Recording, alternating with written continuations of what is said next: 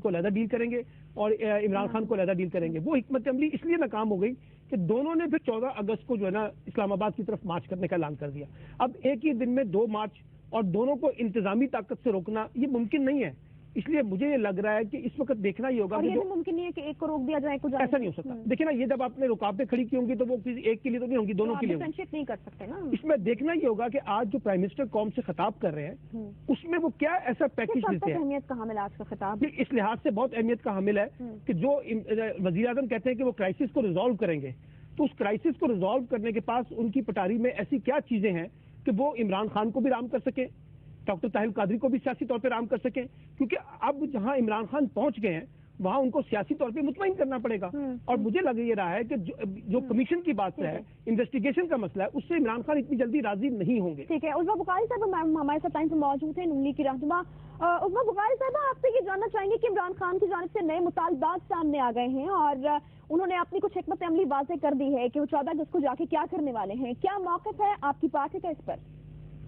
جی نہیں, میں نہیں سمجھتی کہ انہوں نے کوئی موقف اپنا واضح کیا ہے, بلکہ میں سمجھتی ہوں کہ اس وقت منافقت جو ہے وہ اپنے عروج پہ ہے کہ آپ اسلام آباد پہ حملہ کرنا چاہتے ہیں قادری صاحب کے جنگجوؤں کو ساتھ لے کر, لیکن آپ کھل کے کہہ بھی نہیں رہے. اور ان کا ہمیشہ یو ٹرن لینے کی ایک ہسٹری ہے. انہوں نے پہلے, آپ کو معلوم ہے کہ جیو اور کسی بریگیڈیئر صاحب کا نام بھی لیا, پھر انہوں نے ساتھ میں جو ہے وہ باقی لوگوں کے نام لیے. اب وہ سب آؤٹ ہو رہے ہیں, اب نئے لوگ ان ہو گئے ہیں. اور یہ مجھے لگتا ہے کہ ان کو آفٹر تھاٹس آتی ہیں, اور یہ ہر روز جو ہے وہ پریس کانفرنس کرنے کے لیے, مجھے یہ بتائیے انہوں نے جو کل ساری گفتگو کی ہے اس میں کسی ایک چیز کا ثبوت دیا ہے. اب یہ تو نہیں ہو سکتا نا کہ ہیئر سے تو نو ایویڈنس ہوتا ہے, تو اب یہ تو نہیں ہو سکتا کہ عمران خان صاحب جو فرمائیں گے وہ منوان جو ہے وہ سچ تو مبنی ہوگا. وہ کتنے یو ٹرنس پہلے لے چکے ہیں, یہ ان کی ہسٹری ہے پوری, اور کسی بھی چیز کا ثبوت نہیں دیا. انہوں نے 25 پنکچروں کی کوئی حقیقت بتانی تھی, کوئی سیٹھی صاحب کی آڈیو سنوانی تھی, وہ آج تک ہمیں تو سننے کو نہیں ملی. ہم تو چیک کر رہے تھے کہ واقعی ان کے پاس بہت سارے ثبوت ہیں. اور اس میں جو سب سے مزیدار خیز بات ہے کہ جو پرویز ملک ہمارے ایم این اے ہیں, ان کے اوپر الزام لگایا کہ ان کے کینڈیڈیٹ نے ان کو خود دیکھا آنکھوں سے ٹھپے لگاتے ہوئے, لیکن وہی کینڈیڈیٹ جو ہے وہ ان کے خلاف ٹریبیونل میں نہیں گیا. اس کی کوئی پٹیشن پرویز ملک کے خلاف ٹریبیونل میں نہیں ہے. تو ان کی کس بات کا بندہ اعتبار کرے؟ اور یہ ان کے ارادے کچھ اور ہیں, ان کے مقاصد کچھ اور ہیں, اور یہ جو ہے وہ قوم کو بے وقوف بنانے کی کوشش کر رہے ہیں. لیکن آج جو ہے وہ سب لوگوں کو پتہ ہے, قوم دیکھ رہی ہے کہ یہ اس ملک میں جو ہے انتشار کی اور انارکی کی سیاست جو ہے وہ مسلح جنگجوؤں کے ساتھ مل کے کرنا چاہتے ہیں, جو نہیں ہوگا. اچھا, عظمیٰ بخاری صاحب, آپ سے یہ جاننا چاہیں گے کہ اب سے کچھ دیر بعد جو وزیر اعظم ہیں وہ خطاب کرنے والے ہیں قوم سے, کیا امید کی جا سکتی ہے کہ کیا کنونس کیا جائے گا عمران خان کو اس میں, یا پھر قوم کو اعتماد میں لیا جائے گا؟ کرنے کے حوالے ہیں, کافی اہمیت کی حامل مانا جا رہا ہے اس خطاب کو جو کہ اب سے کچھ دیر بعد ہونے والا ہے.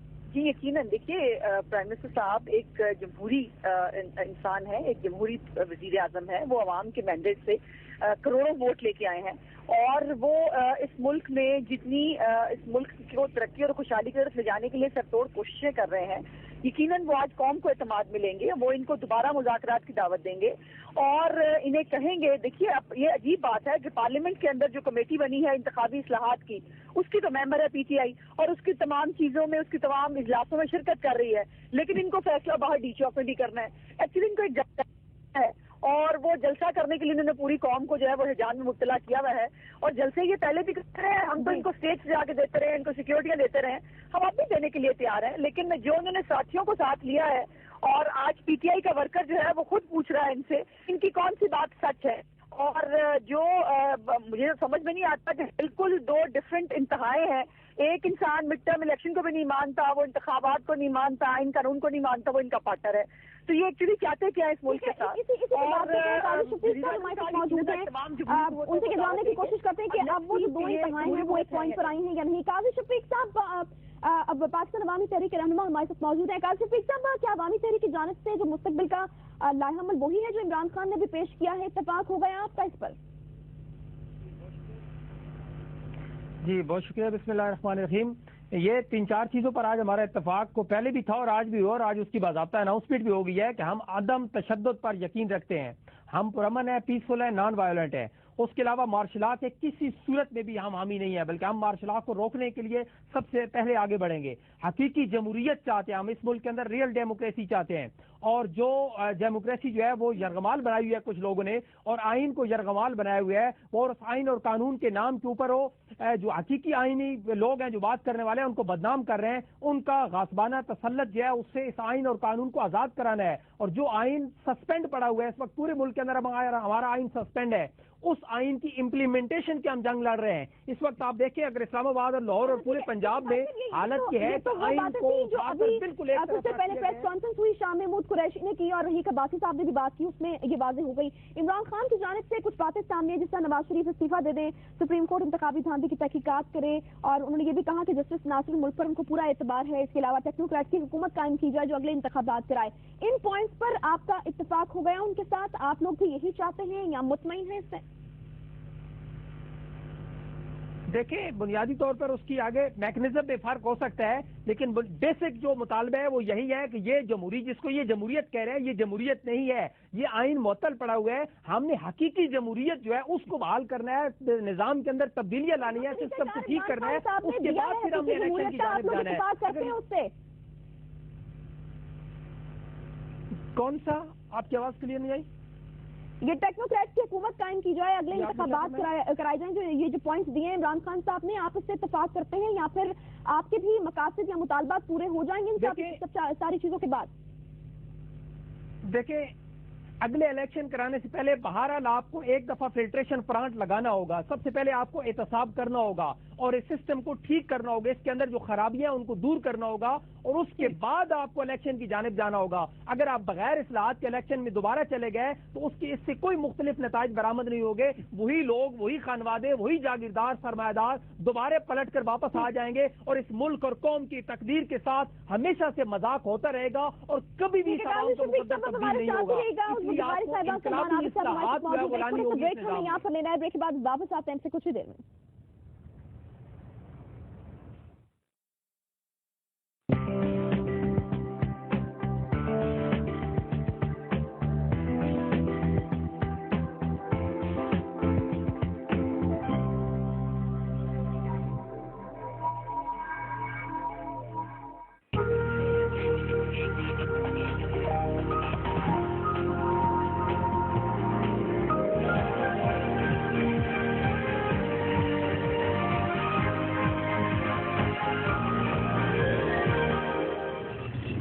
Geo Traffic Police, Geo Pakistan.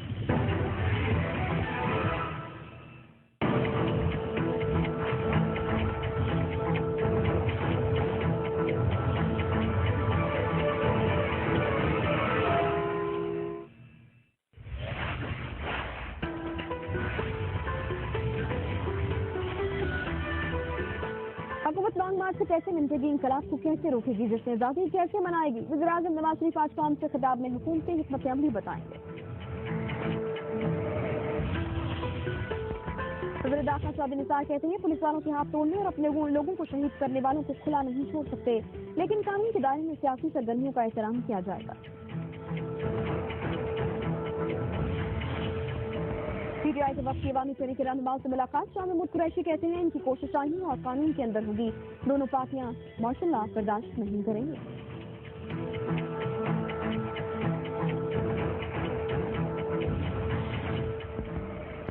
Lahore high court میں آزادی مارچ سے متعلق درخواستوں کی سماعت، نواز شریف سے رابطہ ہو گیا، عمران خان کو ان کے وکیل ڈھونڈتے رہ گئے، عدالت نے کل موقف طلب کر لیا۔ دیامر فیری میڈوز میں سیاحوں کی گاڑی کھائی میں جا گری، 5 سیاح جاں بحق، 5 زخمی ہو گئے۔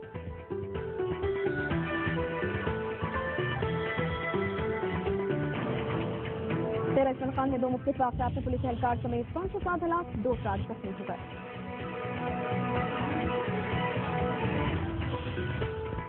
اور پاکستان اور سری لنکا کے درمیان سیریز کا دوسرا اور آخری ٹیسٹ 14 اگست سے کولمبو میں شروع ہوگا، قومی ٹیم کی کولمبو میں بھرپور ٹریننگ۔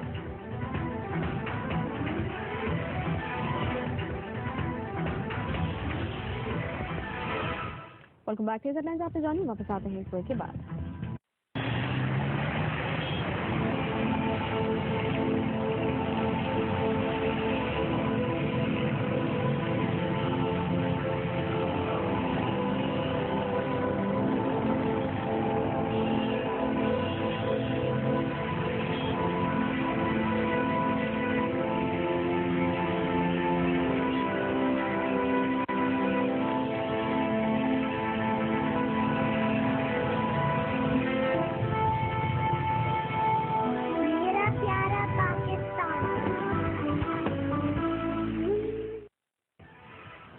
ویلکم بیک جیو کے خصوصی پروگرام میں ایک بار پھر سے آپ کو خوش آمدید کہتے ہیں. بات ہو رہی ہے ملک کی موجودہ سیاسی صورتحال کی, عمران خان کے لانگ مارچ کی, طاہر القادری کے جو انقلاب مارچ کی اس کی بات ہو رہی ہے. اس کے علاوہ حکومت کی کیا حکمت عملی رہنے والی ہے, کس طریقے سے نمٹا جائے گا, اس پر بھی ہم گفتگو کر رہے ہیں. اب سے کچھ ہی دیر میں وزیر اعظم کا خطاب بھی قوم سے ہونے والا ہے, جس کو کافی اہمیت کا حامل کہا جا رہا ہے. ہمارے مہمان ہمارے ساتھ موجود ہیں, عظما بخاری صاحبہ, سلمان عابد صاحب اور قاضی شفیق صاحب ہمارے ساتھ موجود ہیں. سلمان صاحب, ایک بار پھر سے آپ کی جانب مائیں گے. 4 نکات پر اتفاق ہوا عوامی تحریک کا اور تحریک انصاف کا. کیا سمجھتے ہیں آپ, اس مشترکہ مارچ کے ساتھ مقاصد بھی مشترکہ ہو جائیں گے؟ دیکھیے, میرا خیال ہے کہ کافی چیزیں ہوں, بس ان کا پہلے ہو چکا تھا اور انہوں نے بنیادی طور پہ حکومت کو ٹریپ کیا ہے. یہ تاثر دینے کی کوشش کی کہ ہم ایک نہیں ہیں اور ہمارا علیحدہ مارچ ہوگا اور ان کا علیحدہ مارچ ہوگا.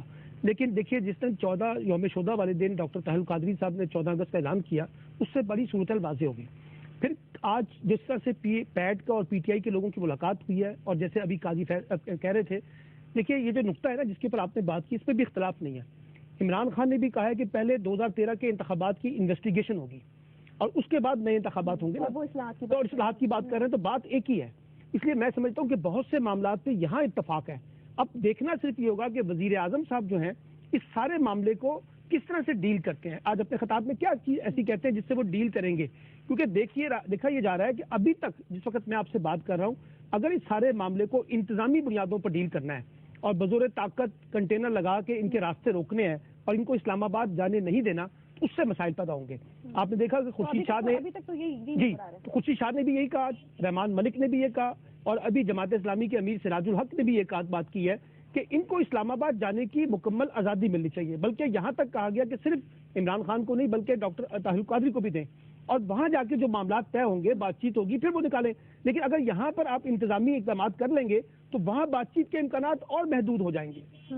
اس لیے میں یہ دیکھ رہا ہوں کہ یہ سلمان عابد صاحب, کیا کس قسم کی انسیکیورٹی سے کہ بہت بڑی تعداد میں لوگ ان کے خلاف باہر نکل آئیں گے اور پھر عوام کے سمندر کو روکنا مشکل ہو جائے گا؟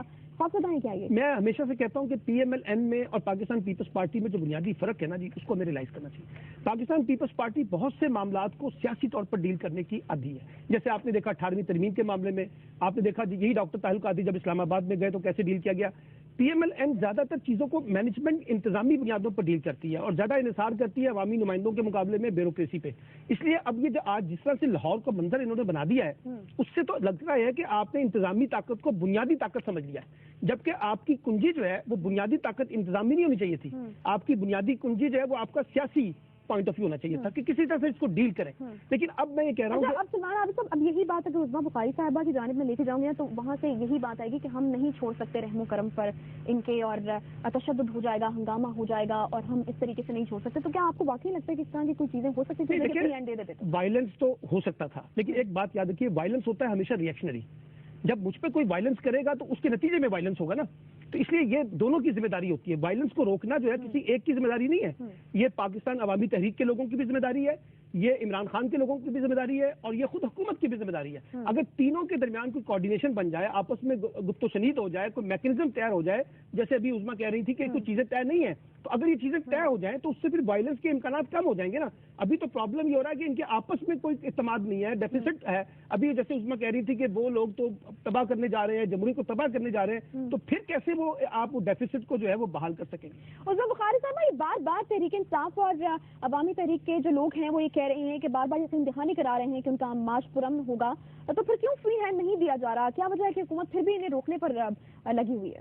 دیکھیے, بہت ساری باتیں میں نے سلمان صاحب کی سنی, لیکن میں بہت جو ہے وہ مؤدبانہ